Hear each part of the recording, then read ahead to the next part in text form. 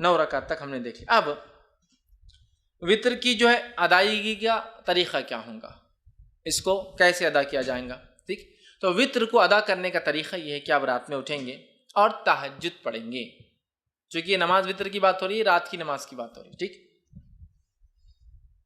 اور وطر کی نماز جو ہے قیام اللیل کے بعد آپ سے فرض تہجد کی بات پر. تو آپ رات میں اٹھیں، اٹھنے کے بعد 2 4 6 یا 8 رکعتیں آپ نماز پڑھیں گے، 2 کر کے 2 یا 4 یا 6 یا 8 رکعت نماز پڑھیں گے.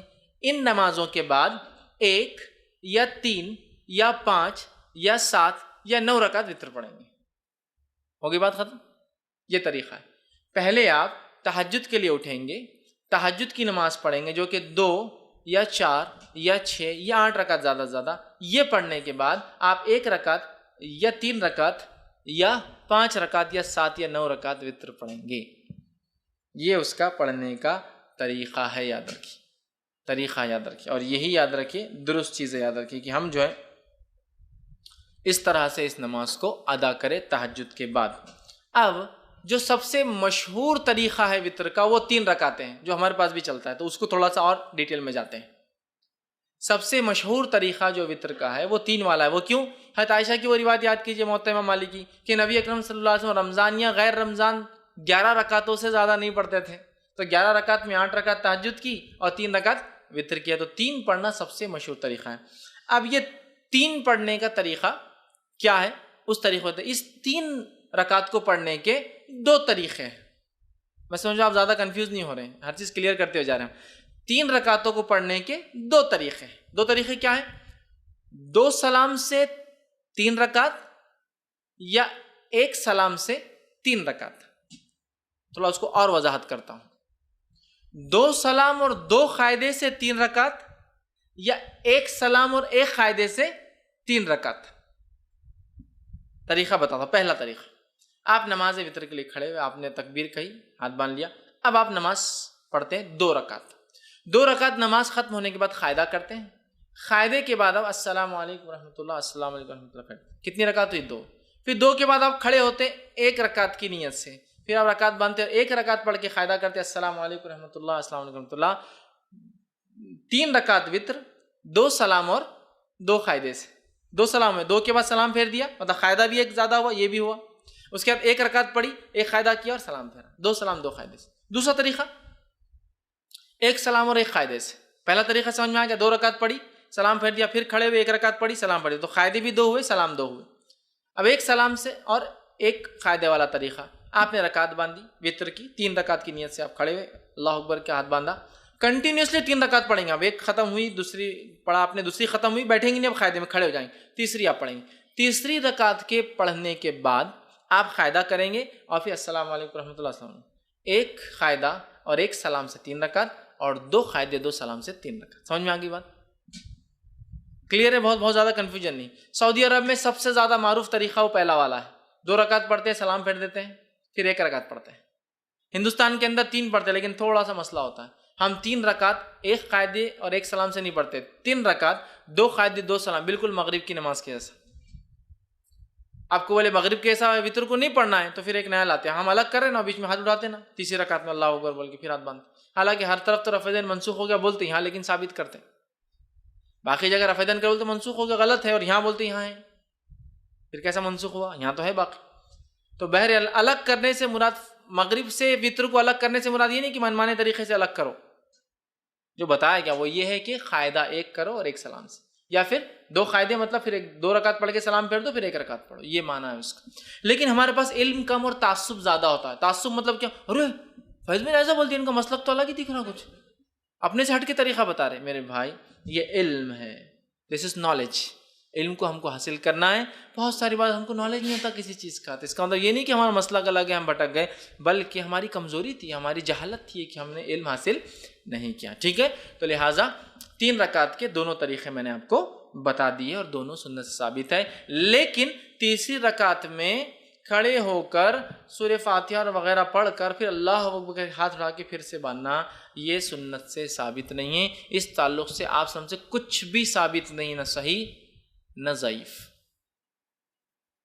خاص طور سے اٹھا کے پھر باندھنا نہ صحیح ثابت ہے نہ ضعیف. لہٰذا میں کہوں گا آپ کو اگر 3 ایک ساتھ پڑھنا ہے تو ایک قاعدے سے پڑھیے. آخری رکعت میں آپ کو کوئی ڈبل سے ہاتھ نہیں اٹھانا ہے بیچ میں. اب پھر وہ دعائے قنوت کیسے کرنا, پھر فرق کیسے کرنا, دعائے قنوت کی طرف میں جا رہا ہوں. پہلے میں طریقے بتانا چاہ رہا تھا, تو ہو گیا 3 وتر کا طریقہ, 2 طریقے 3 وتر کے, یہ میں سمجھتا ہوں واضح ہو گئی. اور نبی اکرم صلی اللہ علیہ وسلم سے بہت ساری حدیثوں میں یہ بات سب, جیسے صحیح مسلم کی اور صحیح بخاری کی روایت متفق علیہ. عبداللہ بن عمر رضی اللہ عنہما فرماتے آپ سب رات کی نماز کو 2 رکعتیں کر کے پڑھتے تھے اور آخر میں 1 رکعت وتر پڑھتے تھے. مطلب 2 2 2 2 2 2 2 مطلب 5 سلام ہو گئے, اس کے بعد آپ کھڑے ہوتے اور 1 پڑھتے ہیں, ٹوٹل ہوئی 11 رکعتیں. ٹھیک ہے, تو یہ طریقہ ہے اور ایک ساتھ پڑھنے کا بھی آپ سے ملتا ہے. اسی طرح رکعت وتر میں کیا خیرت کر سکتے ہیں, تو رکعت وتر میں سورہ فاتحہ کے بعد آپ کچھ بھی خیرت کر سکتے ہیں. اور وتر کی رکعت کی خصوصیت یہ ہے کہ اس میں تیسری رکعت میں بھی آپ کو ضمی سورہ ملانا ہے. دوسری نمازوں میں آپ صرف پہلی 2 رکعتوں میں کرتے ہیں نا, نفل چھوڑ کر, جیسا آپ فرائض وغیرہ میں. اس میں آپ کو جیسا آپ نفل نماز پڑھتے ہیں, ہر رکعت میں آپ کو سورہ فاتحہ کے بعد ضمی سورہ, ہر رکعت میں ملانا ہے, 3 ہو 5 ہو 7 ہو, ہر رکعت میں سورہ فاتحہ و ضمی سورہ ملانا ہے, یاد رکھیے. تو آپ جو آپ کو سہولت ہو سورہ فاتحہ کے بعد آپ وہ ضمی سورہ ملائیں. لیکن اگر کوئی خاص سنت نبی اکرم صلی اللہ علیہ وسلم کیا پڑھتے تھے, تو اگر خاص سنت جاننا ہے تو ابو داؤد, نسائی اور ابن ماجہ کی روایت ہے, نبی اکرم صلی اللہ علیہ وسلم, جس میں حضرت عائشہ فرماتی نبی اکرم صلی اللہ علیہ وسلم تہجد جب پڑھتے اس کے بعد وتر پڑھتے تو سورہ فاتحہ کے بعد پہلی رکعت میں سبح اسم ربک الاعلی سورہ اعلیٰ تلاوت کرتے, دوسری رکعت میں قل یا ایھا الکافرون تلاوت کرتے, اور تیسری رکعت میں قل ھو اللہ احد تلاوت کرتے. تو اگر خاص سنت آپ کو فالو کرنا ہے تو سبح اسم ربک الاعلی, ٹھیک ہے, سورہ جو ہے اعلیٰ, اس کے بعد سورہ کافرون اور اس کے بعد سورہ اخلاص. ٹھیک, ایک روایت میں یہ بھی ملتا ہے کہ نبی اکرم صلی اللہ علیہ وسلم آخری رکعت میں سورہ اخلاص, سورہ فلق اور سورہ ناس تینوں ملا کر پڑھتے تھے. تو آپ چاہیں تو یہ بھی کہیں سورہ فلق, سورہ اخلاص, قل اللہ احد, قل اعوذ برب فلق, قل اعوذ برب الناس, تینوں آپ پڑھتے تھے. یہ روایت بھی ملتی ہے. لیکن اگر آپ کو یہ سب یاد بھی نہیں ہے تو آپ کو جو پڑھنا ہے پڑھیے, اسلام آپ کو روکتا نہیں. پہلی رکعت میں سورہ اخلاص پڑھ لیجیے, دوسری رکعت میں سورہ فلق پڑھیے, تیسری رکعت سورہ ناس, کو مسئلہ نہیں, کیونکہ آپ کو یہ اگر 3 یاد ہے.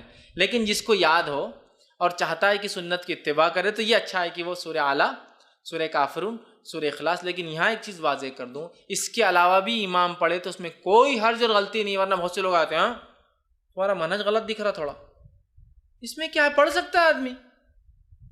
بہت سارے لوگ ایسے ہوتے ہیں کہ ذرہ برابر سورہ بھی الگ ہو تو بولتے تم نے گڑبڑ کی کچھ. تبھی جو سہولت ہو قرآن کا, جو حصہ آسان ہو وہ پڑھے. لیکن کوئی اگر اتباع کرنا چاہتا ہے کہ نبی کیا پڑھتے تھے آپ سب یہ پڑھتے تھے, لیکن ضروری نہیں ہے, قرآن کا جو یاد ہے آپ کو پڑھ سکتے ہیں, تو آپ یہ پڑھتے. اور ایک روایت میں آتا ہے کہ آپ آخری رکعت میں سورہ اخلاص, سورہ فلق اور سورہ ناس تینوں کی تلاوت کیا کرتے تھے. اسی طرح آپ صلی اللہ علیہ وسلم کے تعلق سے مسند احمد, نسائی اور ابن ماجہ کی روایت آتی ہے کہ نبی اکرم صلی اللہ علیہ وسلم 3 رکعت وتر سے فارغ ہونے کے بعد سلام پھیرتے, سلام پھیرنے کے بعد 3 مرتبہ یہ الفاظ ادا کرتے سلام کے بعد, سبحان الملک القدوس, 3 بار یہ الفاظ ادا کرتے, سبحان الملک القدوس, سبحان الملک القدوس, سبحان الملک القدوس, یہ 3 بار پڑھتے. اور ایک روایت میں آتا ہے کہ نبی اکرم صلی اللہ علیہ وسلم سبحان الملک القدوس 2 بار آہستہ پڑھتے اور تیسری بار تیز پڑھتے. مطلب جس کو حضرت عائشہ فرماتی ہم سن سکتے تھے, مطلب 2 بار پڑھتے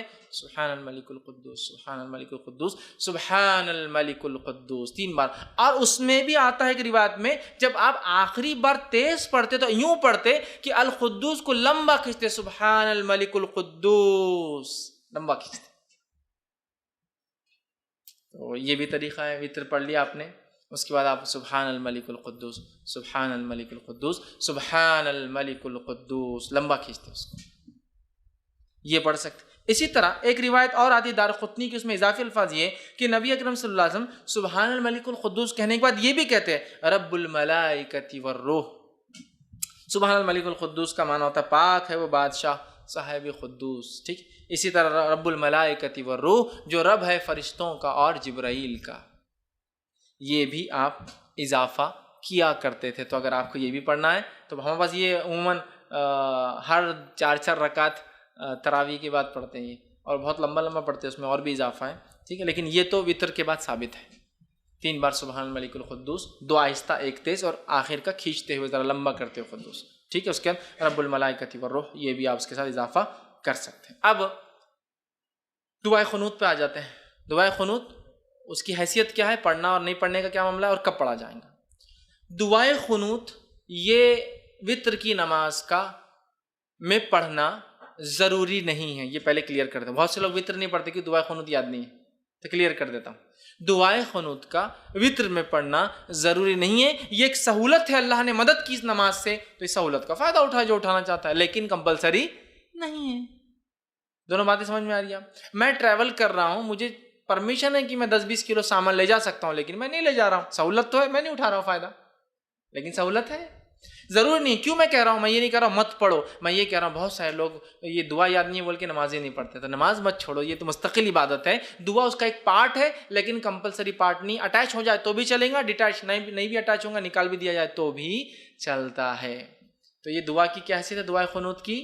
پڑھے تو اچھی بات ہے, نہ پڑھنے سے انشاءاللہ کوئی فرق نہیں پڑتا آپ کی وتر پر, نماز پر. ٹھیک ہے, تو اسے پڑھنے کی دعائے قنوت کے دو طریقے ہیں, دو طریقے, دونوں طریقے بہرحال جو انسان چاہے اس پہ عمل کر سکتا ہے.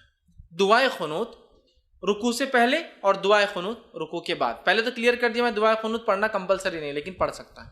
دعائے قنوت رکوع سے پہلے اور دعائے قنوت رکوع کے بعد. اس کا طریقہ کیا ہے؟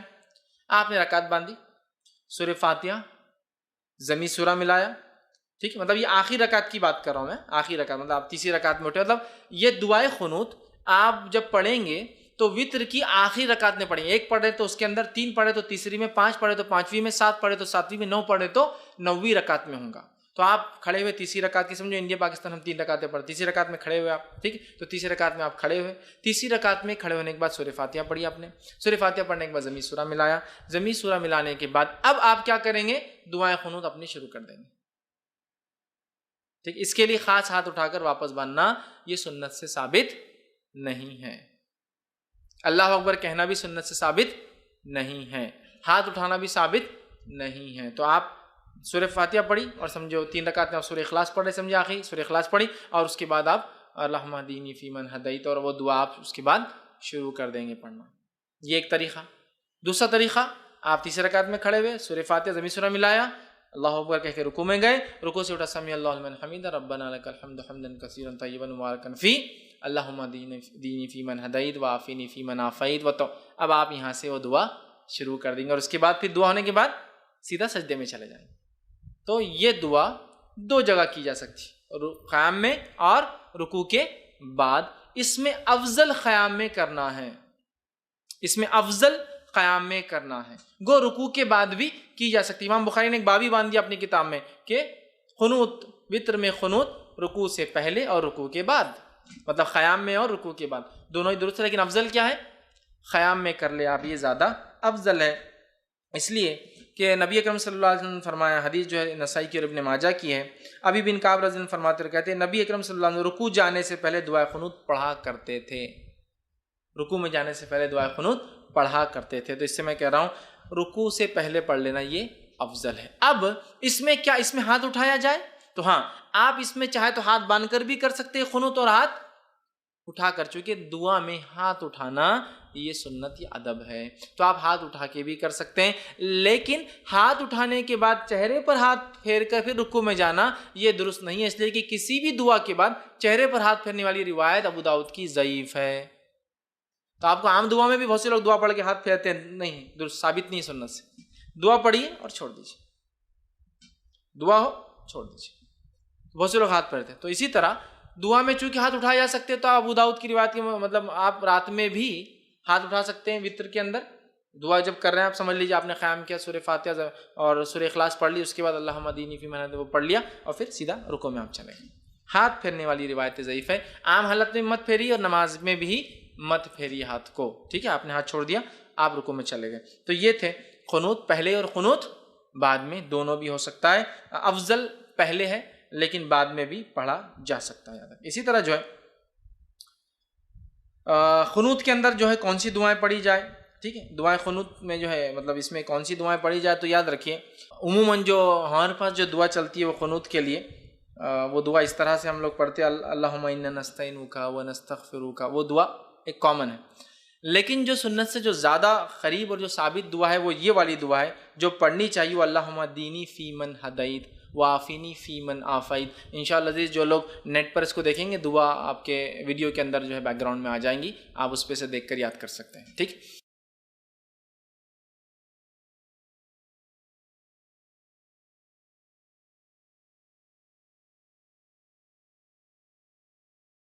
تو یہ دعا زیادہ بہتر ہے، اور وہ اللہم انا نستعینک وہ جو دعا ہے اس کے تعلق سے ایک روایت آتی ہے کہ اللہ کے رسول وہ فجر کی قنوت میں پڑھا کرتے تھے وہ دعا، وطر کی قنوت میں نہیں، وطر کی دعا نہیں تھی، وہ فجر میں کرتے تھے۔ جب قنوت نازلہ آپ کبھی فجر میں پڑھتے تو یہ پڑھتے، اور جب وطر میں پڑھتے تو یہ پڑھتے، اس لیے کہ حضرت حسن کو اللہ کے رسول صلی اللہ علیہ وسلم نے یہ قنوت خود سکھایا تھا، اللہم دینی فی من ہدیت والا، سمجھ رہے؟ اب بہت سے لوگوں کو یہ یاد ہوتا ہے اللہم دینا فی من ہدیت، وہ جمع کا صیغہ ہے لیکن اصل حدیث میں الفاظ دینی کے ہیں، اللہ میرے لیے ہدایت اور میرے لیے، لیکن جب وہ اجتماعی میں عالم کرتا ہے تو دینا کر دیتا ہے، اللہ ہمارے لیے، ٹھیک۔ لیکن اصل کے حدیث کے الفاظ تو دینی والا ہی ہے، پورا سنگولر ہی ہے وہ دعا، پلورل میں نہیں ہے وہ دعا جو سکھائی گئی، ٹھیک ہے۔ تو یہ دعا جو ہے زیادہ بہتر یہ ہے انشاءاللہ۔ اور بہت سارے علماء نے یہ بھی کہا کہ اللہم دینی فی من ہدیت بھی کوئی چاہے تو پڑھ لے، اللہم انا نستعینک یہ دعا بھی چاہے تو پڑھ لے، دونوں ملا کے پڑھ لے، کوئی مسئلہ نہیں، سمجھ رہے ہیں بات کو؟ یہ بھی پڑھ لے یہ بھی پڑھ لے، دونوں میں کوئی مسئلہ نہیں۔ لیکن زیادہ جو بات پتہ چلتی ہے محدثین کے اقوال سے وہ یہ ہے کہ آپ سب وطر میں یہ پڑھتے تھے، اور فجر کے قنوت نازلہ میں یہ والی اللہم انا نستعینک ونستغفرک یہ دعا جو ہے فجر کے قنوت میں پڑھا کرتے تھے۔ لیکن اگر کوئی پڑھنا چاہے تو دونوں بھی ملا کر پڑھ سکتا ہے، ٹھیک ہے۔ تو میں سمجھتا ہوں دعا کی بھی وضاحت ہو گئی، ایکسٹرا فیدین اس کے اندر نہیں ہے، آپ کو صرف ڈائریکٹ آپ نے کیا دعا کر لینا، ایسا کیجئے، یا مطلب ہاتھ کھول کے کیجئے، ہاتھ باندھے ہوئے میں کیجئے، رکوع سے پہلے مطلب قیام میں کر لیجئے، رکوع کے بعد آپ دعا کیجئے، ساری چیزیں بہرحال ثابت ہے۔ اور دونوں بھی قنوت میں نے آپ کے سامنے رکھ دی، قنوت چونکہ دعا ہے، دعا ہاتھ اٹھائی جا سکتی ہے، اور یہ قنوت زیادہ قریب ہے سنت سے، لیکن یہ بات بھی پتہ چلتی ہے کہ آپ نے فجر میں وہ پڑھا، لیکن کچھ علماء لکھتے ہیں دونوں بھی درست ہے پڑھ لینے میں انشاءاللہ، کیوں حرج نہیں، اس لیے کہ یہ قنوت ہے اور قنوت ہے، دعا ہے، آپ کبھی بھی پڑھ سکتے ہیں، تو لہٰذا وہ کہتے ہیں دونوں پڑھ لو، کوئی مسئلہ نہیں انشاءاللہ، ٹھیک ہے۔ تو یہ تھا اس کا طریقہ اور دعا۔ اب اسی طرح جو ہے دعائے قنوت ہمیشہ مانگنا ضروری نہیں ہے، کوئی اس کا پارٹ نہیں ہے، آپ کر سکتے تو کیجئے، نہ بھی کرنے سے انشاءاللہ عزیز کوئی فرق نہیں ہوتا ہے۔ اب اسی طرح جو ہے یہ تھا وطر کی رکعتیں، اس کا طریقہ، اس کی اہمیت اور اس کے تعلق سے کچھ باتیں، ہو سکتا ہے کچھ باتیں بچ گئی ہو تو سوال جواب میں انشاءاللہ میں اس کو کور کروں گا۔ اب آئیے تہجد کے